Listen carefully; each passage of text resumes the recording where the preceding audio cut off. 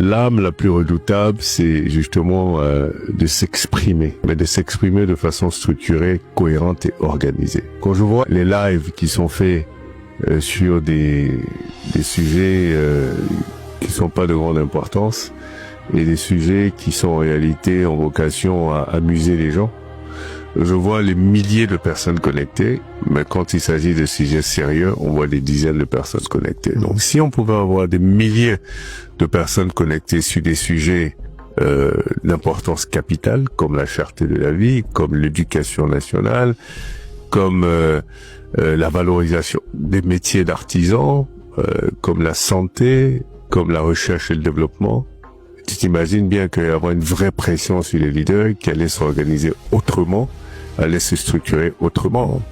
Mais s'ils voient qu'il y a 10 personnes qui assistent à des lives qui parlent d'éducation, bah, ils sont tranquilles.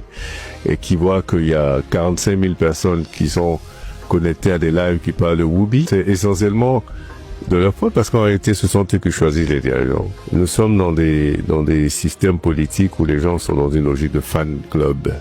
Voilà, c'est-à-dire que j'ai un leader, je suis fan de lui, quels que soient ses agissements, je suis fan de lui.